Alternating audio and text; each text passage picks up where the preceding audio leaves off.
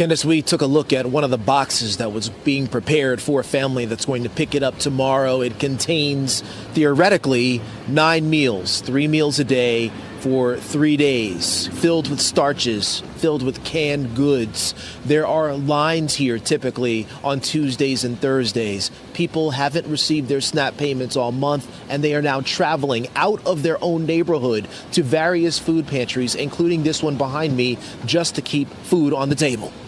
Certaines décisions retiennent l'attention, non seulement pour ce qu'elles déterminent, mais aussi pour le type d'autorité qu'elles mettent en œuvre. Le 9 novembre 2025, le juge Arthur Engoron, de la Cour suprême de New York, a ordonné le gel immédiat de tous les actifs financiers et patrimoniaux associés à la Trump Organization. L'ordonnance judiciaire, insérée dans le procès civil intenté par la procureure générale Laetitia James, a directement affecté les comptes bancaires, les propriétés commerciales, les investissements et les entreprises hôtelières appartenant au président Donald Trump. Cette décision a été prise après la révélation de comptes bancaires jusqu'alors non déclarés, détectés lors de l'analyse documentaire du procès civil pour fraude intentée dans l'État. Bien que le procès principal n'ait pas encore été jugé, la mesure de gel à caractère préventif et exceptionnel a été adoptée sur la base d'indices jugés graves par le magistrat. L'impact de cet épisode ne s'est pas limité au résultat immédiat de la décision judiciaire. Selon la décision d'Engoron, les documents analysés jusqu'à présent montrent des omissions répétées d'informations financières pertinentes et des distorsions systématiques dans les rapports patrimoniaux présentés par Trump et ses représentants. L'ordonnance mentionne que l'omission de comptes bancaires, ajoutée à la surévaluation de biens immobiliers et à la sous-déclaration d'actifs à d'autres occasions, constitue un risque de dilapidation du patrimoine au cours de la procédure. En termes juridiques, ce risque justifie, selon le juge, l'adoption de mesures conservatoires rigoureuses afin de garantir un éventuel dédommagement futur. La décision cite nommément des propriétés à New York, en Floride et à l'étranger, tels que des terrains de golf en Écosse et des hôtels de luxe à Chicago, qui font désormais l'objet d'une restriction judiciaire, de transfert, de cession ou de mouvement d'actifs. Le gel comprend les comptes courants, les comptes d'investissement, les biens immobiliers en exploitation, et même les droits sur les flux de trésorerie liés aux contrats commerciaux en vigueur. L'ampleur de la décision est inhabituelle dans les litiges civils, en particulier lorsqu'elle concerne des personnalités publiques de haut rang politique. L'affaire a immédiatement fait grand bruit, car il s'agit d'un président de la République dont les biens personnels et professionnels ont été placés sous restriction judiciaire formelle. Plus qu'une simple étape procédurale isolée, la décision a été perçue comme un signe que le tribunal d'État évalue sérieusement l'ensemble des preuves déjà réunies. Le magistrat a estimé qu'il existait un risque de dispersion des actifs avant la fin du procès, en particulier compte tenu de l'existence de comptes non déclarés et de mouvements financiers incompatibles avec les registres officiels. Les informations relatives à la surévaluation des actifs ont été confirmées, sur la base de rapports internes de la Trump Organization, et de documents fournis par la défense au cours des phases préliminaires de la procédure. Parmi les exemples cités figure l'allégation, de la part de l'accusation, selon laquelle Trump aurait surévalué son patrimoine de 2,2 milliards de dollars, en présentant des estimations différentes à des fins de financement et à des fins fiscales. Ce type de pratique est considéré comme un indice classique de manipulation frauduleuse du patrimoine, constituant une fraude civile potentielle avec des répercussions contractuelles et fiscales. Les divergences identifiées ont renforcé la thèse du ministère public, selon laquelle il existait une stratégie délibérée d'utilisation sélective des chiffres, adaptés en fonction de l'objectif de l'opération. L'affaire remonte aux déclarations de Michael Cohen, ancien avocat de Trump, qui a affirmé sous serment, en 2019, que le président de l'époque gonflait ses actifs, lors de négociations avec des compagnies d'assurance et des banques, et les sous-évaluait à des fins fiscales. Lors de son audition au Congrès, Cohen a cité les noms de dirigeants de la Trump Organization, qui auraient participé directement à ces pratiques. Au fil des ans, les déclarations de l'ancien avocat sont devenues une référence dans cette affaire. En particulier après la confirmation qu'une partie importante de ces affirmations avait été corroborée par des documents obtenus par voie d'assignation judiciaire et par des audits parallèles menés pendant la phase préparatoire du procès. La décision du juge Engoron a explicitement rejeté les principaux arguments de la défense. Parmi ceux-ci, l'allégation selon laquelle les rapports financiers contenaient des clauses de non-responsabilité, qui, selon les avocats de Trump, transféraient créanciers et aux assureurs la charge de vérifier la véracité des données. Le magistrat a conclu que ces clauses n'annulent pas l'obligation légale de présenter des informations précises et cohérentes, en particulier lorsqu'il s'agit de transactions de grande valeur. Un autre argument rejeté était celui de la prescription légale. La défense affirmait que les faits étaient hors du délai légal pour intenter une action en justice. Le juge a estimé que, s'agissant d'un comportement continu, les délais de prescription ne s'appliquaient pas comme le soutenait la défense. La demande de classement de l'affaire pour absence de préjudice avéré au public a également été rejetée. La Cour a décidé que l'intégrité du système financier et de la politique publique en matière de crédit justifiait à elle seule la poursuite de l'action civile. En plus de maintenir l'action en cours, la décision d'Engoron a appliqué des sanctions directes aux avocats de la Trump Organization, pour avoir présenté successivement des arguments déjà rejetés dans des décisions antérieures. Une attitude interprétée comme un litige de mauvaise foi. Chaque avocat impliqué a été condamné à une amende de 7 500 $, à titre d'avertissement sur l'obligation de respecter les décisions déjà rendues. Ce geste, bien que ponctuel, a renforcé la position de la Cour, quant au sérieux avec lequel le procès doit être mené. Selon des observateurs du milieu juridique, il s'agit d'un signal indiquant que le tribunal entend éviter que l'affaire ne se transforme en une obstruction procédurale et en une rhétorique politico-médiatique. L'ordonnance de gel comprend également une série de restrictions administratives supplémentaires. La Trump Organization n'est désormais plus autorisée à déplacer des actifs, à effectuer des transferts entre filiales et à émettre des garanties sur la base des biens actuellement liés à la procédure. Ces restrictions affectent directement l'exploitation des hôtels, des terrains de golf, des immeubles commerciaux et même la liquidité des comptes qui soutiennent les activités quotidiennes de l'entreprise. Bien que la décision n'implique pas, à ce stade, la confiscation des biens, elle crée un régime de surveillance intensive, obligeant l'entreprise à justifier tout mouvement financier auprès des autorités désignées par le tribunal. Selon les experts, il s'agit d'un mécanisme juridique visant à garantir la préservation du patrimoine en attendant le jugement sur le fond des accusations. Le contexte économique a réagi immédiatement à la divulgation de l'ordonnance judiciaire. Dans les heures qui ont suivi l'annonce du gel, le marché des cryptoactifs a enregistré une chute estimée à 19 milliards de dollars en valeur marchande, alimentée par les spéculations sur les impacts systémiques de la décision. Bien que le lien direct entre les comptes gelés et les actifs numériques n'ait pas été formellement confirmé. Les analystes financiers ont souligné que l'incertitude quant au sort du patrimoine de Trump avait provoqué une instabilité dans les secteurs liés à ses opérations commerciales et à son implication historique dans des plateformes d'investissement alternatives. Les banques associées à la Trump Organization ont lancé des audits internes d'urgence afin d'évaluer les risques éventuels d'exposition aux passifs découlant de la procédure judiciaire. L'ampleur des conséquences a été amplifiée par le fait que le gel judiciaire n'affecte pas seulement les biens physiques ou les comptes bancaires conventionnels, il couvre également les droits de crédit, les participations indirectes, les contrats de franchise et les sources de revenus futurs liées aux opérations internationales de l'entreprise. Selon des juristes consultés par des médias spécialisés, il s'agit de l'une des mesures judiciaires les plus étendues jamais prises à l'encontre d'une personnalité publique de cette envergure, aux États-Unis ces derniers temps. La situation soulève même des questions sur la gouvernance et la viabilité opérationnelle de la Trump Organization dans les nouvelles conditions imposées par la justice. Pour motiver sa décision, le juge Engoron a souligné que le gel des actifs vise à garantir que les éventuels créanciers publics ne se retrouvent pas sans recours, si la fraude est confirmée.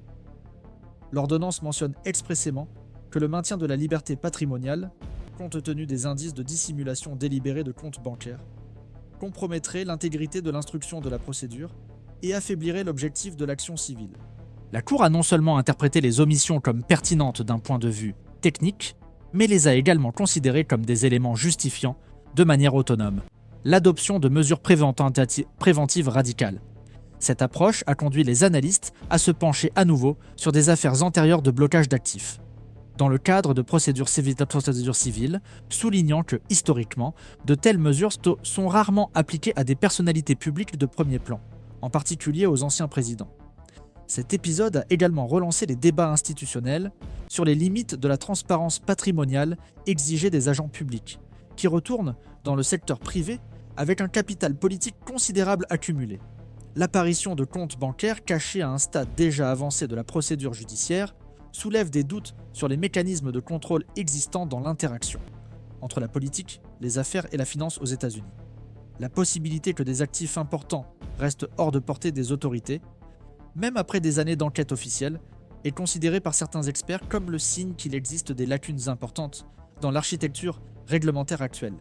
Il ne s'agit pas seulement d'un conflit entre une personnalité publique et le système judiciaire de l'État. L'affaire prend une ampleur plus large, dans la mesure où elle met en évidence les tensions entre la souveraineté juridique, la responsabilité institutionnelle et la capacité de certains individus ou groupes à opérer en marge des obligations de transparence. Si vous appréciez les contenus qui contextualisent les décisions judiciaires, avec clarté et indépendance, cette chaîne offre un suivi continu des principaux développements politiques et institutionnels aux États-Unis. À partir de là, il devient essentiel de comprendre pourquoi cet épisode a pris une telle ampleur institutionnelle et comment différents organes, acteurs et mécanismes juridiques ont convergé pour créer les conditions qui ont rendu possible une mesure aussi inhabituelle. La procédure engagée par la procureure générale de New York, Letitia James, s'inscrit dans une ligne d'action qui s'est intensifiée ces dernières années, marquée par l'utilisation d'instruments civils pour responsabiliser les agents économiques et les personnalités publiques, pour des comportements qui, bien que n'étant pas nécessairement criminels à l'origine, affectent l'intégrité de l'environnement réglementaire. Dès le début, le ministère public s'est appuyé sur les dispositions de la loi exécutive de l'État de New York, qui permettent au ministère public d'agir dans l'intérêt public, lorsque des pratiques commerciales trompeuses mettent en péril la confiance dans le système financier. C'est dans ce contexte que l'action de la procureure s'inscrit dans la lignée des précédents de poursuites civiles intentées contre des institutions financières, pour conduite frauduleuse après la crise de 2008, lorsque l'État de New York a consolidé sa réputation de juridiction active dans la réglementation du marché. S'appuyant sur cette tradition, James a fondé l'accusation sur un ensemble de preuves, comprenant des déclarations fiscales, des documents d'audit, des communications internes de la Trump Organization et des témoignages sous serment, tels que ceux de Michael Cohen. L'utilisation de ces sources a permis à l'accusation de soutenir que les pratiques de surévaluation et de sous-déclaration des actifs n'étaient pas accidentelles, mais faisaient partie d'une stratégie continue visant à obtenir des avantages dans les négociations avec les institutions bancaires et les compagnies d'assurance. Cette convergence aide à comprendre pourquoi le tribunal a estimé qu'il y avait suffisamment de preuves pour autoriser des mesures de blocage des avoirs avant même le jugement final. L'importance de l'affaire s'accroît également si l'on considère le rôle du juge Arthur Engoron, qui avait déjà rendu des décisions importantes lors des phases précédentes du procès. Lors des audiences préliminaires, Engoron a rejeté plusieurs demandes de la défense, visant à limiter la portée des enquêtes ou à exclure des preuves jugées essentielles par l'accusation. Cette position ferme a consolidé son image de magistrat soucieux de préserver l'intégrité institutionnelle du procès, ce qui a contribué à l'attente que sa décision finale n'hésiterait pas à prendre des mesures atypiques, si le dossier le justifiait. Les observateurs du système judiciaire new-yorkais soulignent que la figure d'Engoron est devenue centrale non seulement en tant que juge, mais aussi en tant que gardien de la cohérence procédurale dans une affaire qui suscite une intense pression politique et médiatique. Un autre élément important pour comprendre la convergence institutionnelle est la manière dont les organismes de réglementation fédéraux et étatiques ont commencé à observer l'affaire après l'annonce de la décision de gel.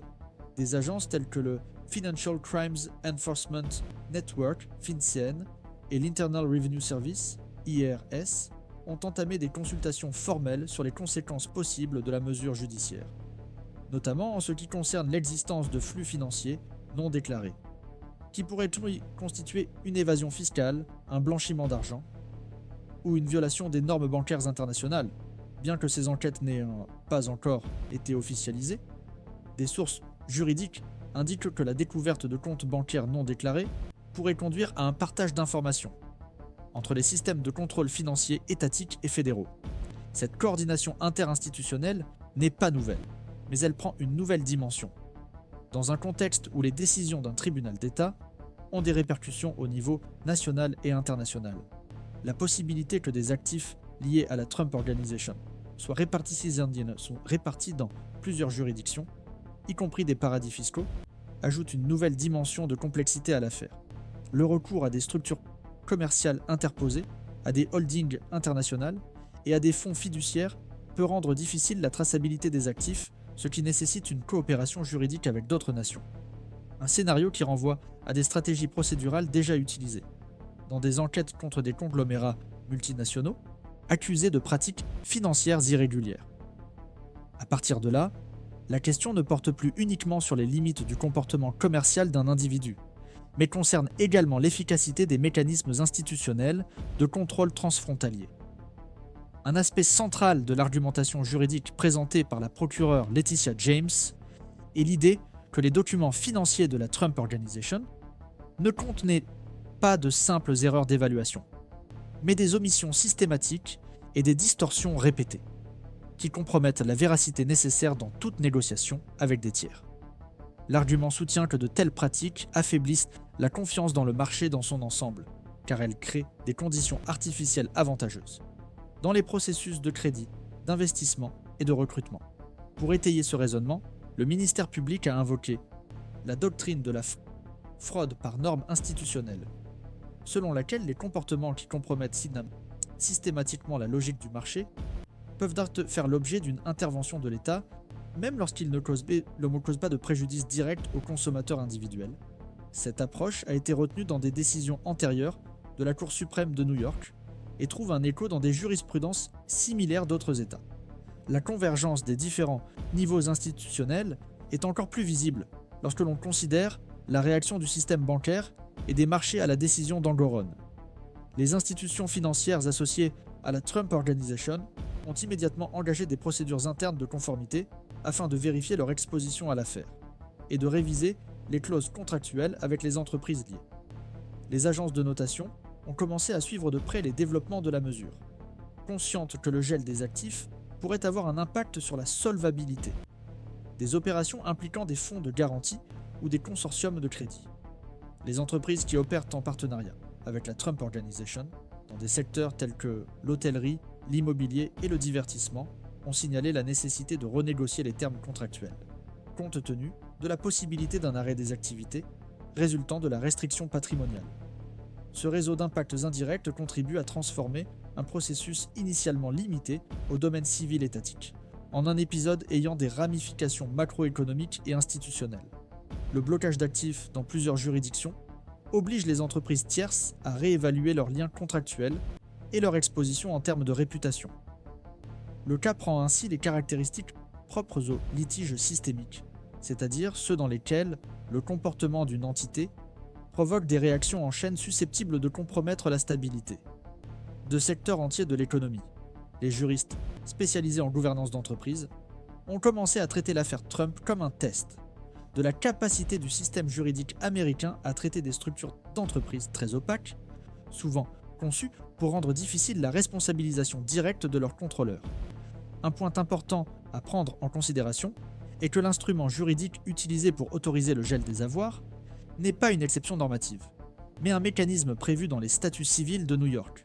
Une ordonnance restrictive temporaire, TRO selon l'acronyme anglais, peut être émise par un juge, lorsqu'il existe des éléments suffisants pour croire que la partie défenderesse pourrait tenter de dissiper ou de dissimuler des actifs avant le procès. Toutefois, son application à une personnalité publique d'envergure nationale, telle qu'un président, crée un précédent sans précédent qui sera très probablement examiné par des instances supérieures. La confirmation éventuelle de la légalité de la mesure par les cours d'appel pourrait consolider l'idée qu'aucun agent économique n'est à l'abri de l'application d'instruments judiciaires préventifs, quelle que soit son influence politique. À partir de ces observations, une lecture institutionnelle plus large de l'affaire commence à se dessiner. Les juristes liés au Centre de recherche en droit économique estiment que cet épisode révèle un tournant dans les stratégies d'application de la réglementation aux États-Unis. Au lieu de dépendre exclusivement des procédures pénales, les autorités étatiques et fédérales ont de plus en plus souvent recours à des instruments civils pour tenir les entreprises et les individus responsables de comportements qui, bien que n'étant pas qualifiés de crimes, compromettent l'intégrité du système économique. Ce changement d'approche reflète une adaptation aux limites de la preuve pénale, dans des contextes commerciaux très complexes, où les flux financiers sont souvent fragmentés, indirects et gérés par des structures multilatérales. Dans le même temps, Cette affaire montre que le système judiciaire de l'État est disposé à jouer un rôle actif dans le contrôle des comportements abusifs des entreprises, même lorsque ces comportements impliquent d'atteindre des personnalités politiques polarisées. La décision du juge Engoron ne s'est pas limitée à accepter les arguments du ministère public, mais s'est fondée sur une analyse minutieuse des documents présentés, mettant en évidence l'engagement de la Cour à faire preuve de rigueur technique dans l'évaluation des preuves. Ce point est réitéré par les analystes qui observent l'affaire avec une préoccupation institutionnelle. Le maintien de la crédibilité du processus judiciaire dépend, dans ce type de litige, de la capacité à soutenir des décisions fermes, sans céder aux pressions politiques, médiatiques ou économiques. Un autre aspect important de la convergence institutionnelle est la discussion sur la responsabilité exécutive au sein de la Trump Organization. L'action civile intentée par Letitia James vise non seulement Donald Trump, mais aussi ses fils Donald Jr. et Eric Trump, ainsi que d'autres dirigeants de l'entreprise. Cela ajoute une dimension supplémentaire à la procédure, car cela élargit la possibilité d'une responsabilité personnelle des individus qui ont participé à la gestion directe des actifs et à l'élaboration des documents financiers contestés. Selon des experts en droit des sociétés, ce type d'imputation indique que le ministère public cherche à démontrer que les distorsions identifiées ne résultent pas de défaillances administratives, mais bien de décisions délibérées de l'entreprise, prises en connaissance de cause, et avec la participation directe des dirigeants. Cette convergence de facteurs juridiques, économiques et institutionnels aide à comprendre pourquoi l'épisode du gel des actifs a pris une telle importance dans le débat public. Il marque non seulement une étape décisive dans un processus de longue haleine, mais jette également un nouvel éclairage sur les limites de la responsabilité des entreprises dans des contextes à forte exposition politique.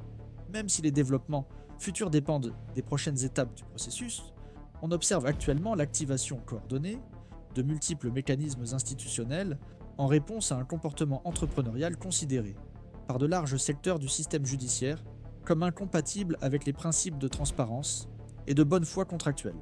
Si vous suivez avec intérêt les mécanismes juridiques qui régissent la politique et les affaires aux États-Unis, cette chaîne offre une couverture continue et contextualisée des événements les plus pertinents pour le débat institutionnel. Au fur et à mesure que la procédure contre l'organisation commerciale de Donald Trump avance, les discussions s'éloignent de la décision initiale de gel des avoirs et se concentrent progressivement sur les différentes interprétations juridiques qu'elle suscite, ainsi que sur les voies encore incertaines que l'affaire pourrait emprunter. Bien que l'ordonnance de blocage ait été rédigée sur la base de fondements juridiques solides et de preuves documentaires solides, cette mesure a eu de nombreuses répercussions dans les domaines juridiques, politiques et économiques, alimentant les divergences entre juristes, institutions et analystes de divers domaines. Sur le plan juridique, l'une des questions les plus récurrentes concerne la portée territoriale de la décision. Même si le juge a fondé sa décision sur les activités de la Trump Organization dans l'État de New York, il existe un dilemme technique quant à savoir si un tribunal d'État peut ordonner le gel d'actifs situés en dehors de sa juridiction, en particulier dans le cas d'actifs internationaux, ou détenus dans des structures financières alternatives aux structures traditionnelles. Les divergences ne s'arrêtent donc pas là. Les experts remettent en question les critères adoptés par le juge Arthur Engoron pour appliquer une mesure d'une telle ampleur alors que le procès n'a pas encore abouti à une condamnation. Alors que certains juristes considèrent que l'existence de comptes non déclarés et de mouvements financiers inhabituels ne justifierait pas, à elle seule, un blocage aussi étendu. D'autres estiment que l'accumulation de signes de mauvaise gestion, combinée au risque de dissimulation de patrimoine, rend la mesure non seulement légitime, mais nécessaire à la préservation des intérêts publics en jeu. Le débat se déroule donc sur deux axes. D'une part, la légalité de la décision au regard des procédures civiles, d'autre part, l'opportunité institutionnelle de son adoption, dans un contexte de soupçons répétés d'abus de pouvoir économique. Dans le domaine politique, la répercussion a été immédiate et chargée de tensions. Les alliés de Donald Trump ont réagi avec véhémence, qualifiant l'action en justice de nouveau chapitre d'une offensive institutionnelle visant à déstabiliser l'ancien président. Ils ont fait valoir que le système judiciaire était instrumentalisé à des fins politiques, dans le but d'empêcher sa candidature éventuelle ou d'affaiblir son influence sur la scène nationale. Cette rhétorique a trouvé un écho parmi les parlementaires du Parti républicain et a été largement diffusée par les médias liés à la droite politique. Selon ce groupe, le gel des avoirs compromet l'équilibre des pouvoirs et sape la confiance de la population dans l'impartialité du pouvoir judiciaire. Bien que ces arguments n'aient pas été formellement présentés dans le cadre d'appel, leur force rhétorique a déjà un impact sur la perception publique de l'affaire et alimente un climat de polarisation croissante. À l'opposé de ces interprétations, certains chercheurs et organisations spécialisées dans l'éthique publique, le droit des sociétés et les mécanismes d'intégrité défendent la légitimité de la mesure. Pour ces analystes, le gel des avoirs représente une étape importante dans la construction d'une justice, qui ne recule pas devant les intérêts puissants. Ils soutiennent que permettre à des personnes ayant une forte influence politique d'échapper à des mesures conservatoires uniquement en raison de leur statut reviendrait à céder à la logique du privilège, et non à celle de l'état de droit démocratique. La décision revêt ainsi un caractère pédagogique. Elle montre que la loi doit s'appliquer de manière égale à tous, même à ceux qui ont occupé les plus hautes fonctions au sein du gouvernement fédéral. Pour cette partie de l'opinion publique, l'affaire est devenue un baromètre de la robustesse institutionnelle des États-Unis et de leur volonté de faire respecter les principes de transparence et de responsabilité. L'impact de la décision ne se limite pas à la sphère politique et juridique. Le secteur économique commence également à ressentir les effets du gel. Le blocage des actifs peut entraîner des goulets d'étranglement financiers. Pour les activités de l'organisation commerciale, affectant sa capacité à honorer ses engagements envers ses fournisseurs, à maintenir des emplois, à respecter les contrats en vigueur et à investir dans la continuité des opérations, dans des domaines tels que l'hôtellerie et la construction civile. L'incertitude juridique générée par la décision interfère directement dans l'évaluation des risques des partenaires commerciaux et des institutions financières, provoquant un effet domino qui peut dépasser les limites de l'entreprise, faisant l'objet de l'enquête. Se pose alors un dilemme classique dans les litiges de cette ampleur. Comment responsabiliser une structure complexe sans toucher indûment les acteurs économiques innocents qui en dépendent? L'absence de caution, qui aurait pu éviter l'application de la mesure conservatoire, ajoute encore plus de complexité à la situation. Donald Trump a choisi de ne pas présenter de garantie dans le délai imparti, ce qui a immédiatement suscité des interprétations contradictoires. Certains observateurs suggèrent que cela indiquerait une situation... You don't hand matches to an arsonist, and you don't give power to an angry left-wing. Pas la caution, Trump alimente le discours de persécution institutionnelle et renforce son rôle de victime auprès de ses partisans.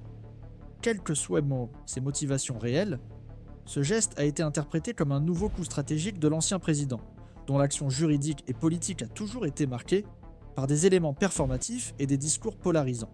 Sur le plan institutionnel, la poursuite de la procédure dépendra fortement de la réponse des instances supérieures. La défense a déjà annoncé qu'elle ferait appel de la décision, arguant qu'il n'y a pas eu de préjudice direct à l'intérêt public et que la mesure dépasse les paramètres de proportionnalité exigés par la jurisprudence en vigueur. En fonction du résultat de ces recours, l'issue de l'affaire pourrait changer radicalement. Si la décision du juge est maintenue, un précédent important sera établi dans l'application de sanctions préventives à l'encontre de personnalités publiques ayant une importance économique et politique. Si elle est infirmée, cela ouvrira la voie au renforcement du discours, selon lequel le système judiciaire est manipulé par des intérêts politiques, ce qui pourrait délégitimer d'autres actions en cours contre Donald Trump. Un autre élément qui renforce la complexité de l'affaire est son imbrication avec plusieurs autres procédures dans lesquelles Trump est visé. Les décisions prises dans cette affaire peuvent influencer les jugements sur d'autres fronts, pénal, fiscal ou administratif, créant ainsi un environnement juridique de vase communicant. Les preuves obtenues dans le cadre d'une enquête peuvent être utilisées dans d'autres, et les interprétations jurisprudentielles élaborées ici peuvent s'étendre à des affaires connexes. Cela oblige la défense à adopter une stratégie extrêmement prudente, car chaque pas dans une direction peut avoir des répercussions inattendues dans d'autres domaines judiciaires. Les implications internationales de cette mesure méritent également une attention particulière. Si la portée extraterritoriale de la décision est confirmée, il sera nécessaire de mettre en place des mécanismes de coopération juridique avec d'autres nations, notamment des traités bilatéraux, des demandes formelles de reconnaissance et d'adaptation à la législation de pays ayant des systèmes juridiques différents. Dans bon nombre de ces pays, l'application des ordonnances de blocage dépend d'un jugement définitif ou d'exigences légales spécifiques, ce qui peut retarder, voire empêcher l'exécution d'une partie de la décision. Les spécialistes du droit international font remarquer que le simple fait que l'organisation possède des actifs en dehors des États-Unis crée déjà un obstacle supplémentaire à la mise en œuvre complète de la mesure. À un niveau institutionnel plus large, cette affaire soulève des questions sur l'efficacité des mécanismes de contrôle existants aux États-Unis.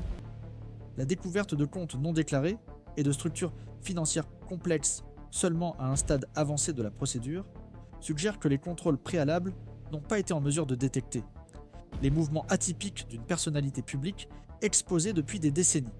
Cela soulève des doutes quant à la capacité du système à surveiller la situation patrimoniale des anciens responsables et quant à la nécessité urgente de réformes visant à renforcer le suivi des actifs et la transparence fiscale dans le pays. Outre les aspects juridiques et financiers, il existe une dimension symbolique qui ne peut être ignorée. L'autorité du système judiciaire est ébranlée lorsque des personnalités publiques utilisent leur visibilité pour contester des décisions sur la base d'arguments politiques, en transformant les mesures judiciaires en éléments de discours. Des dirigeants tels que Donald Trump peuvent éroder la confiance de la population dans les institutions, créant ainsi un environnement dans lequel la contestation judiciaire n'est plus considérée comme une défense légitime, mais comme une partie d'une lutte pour le contrôle symbolique de la vérité. La manière dont les institutions réagiront à ce type de contestation, avec fermeté, prudence ou accommodement, sera fondamentale pour définir les limites entre la critique institutionnelle légitime et la déstabilisation démocratique. À long terme, le gel des avoirs pourrait avoir des impacts différents, selon la capacité de la Trump Organization à réagir à la crise. Certains analystes estiment que l'entreprise pourra maintenir sa gouvernance et ses activités, grâce à des instruments juridiques indirects, en conservant Donald Trump comme figure centrale, même s'il est formellement écarté.